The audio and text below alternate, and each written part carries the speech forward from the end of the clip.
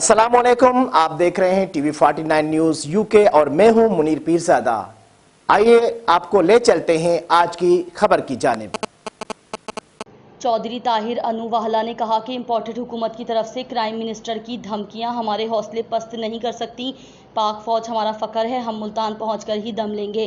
मजीद बता रहे हैं विहाड़ी से हमारे नुमाइंदे शफकत रमज़ान। जी शफकत, आगाह कीजिएगा। साबिक उम्मीदवार सूबाई असम्बली व साबिक ज़िला सदर पाकिस्तान तहरीक इंसाफ ज़िला विहाड़ी चौधरी ताहिर अनुवाहला ने प्रेस कॉन्फ्रेंस करते हुए कहा, इम्पोर्टेड हुकूमत की तरफ से क्राइम मिनिस्टर की धमकी हमारे हौसले पस्त नहीं कर सकती। इश्तिहारी सरकारी मीटिंग्स में शरीक हो रहे हैं। एक इश्तिहारी को मिलने हमारा क्राइम मिनिस्टर लंदन जाता है। हमारी अदालतें कहाँ सोई हुई हैं। मनशियात फरोश वज़ीर हमें धमकियाँ दे रहा है।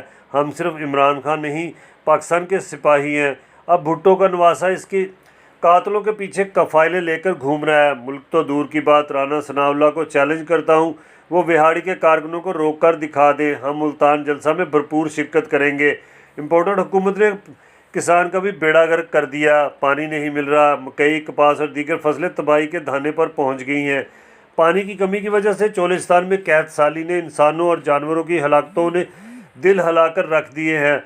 साबर मिठू कौन है, कौन कौन इसका रिश्तेदार है। पाक फौज हमारा फ़ख्र है, पूरी कौम इनकी पोस्ट पर खड़ी है। लेकिन फ़ौज को मज़ीद मजबूत करने के लिए इमरान खान को साथ लेना होगा।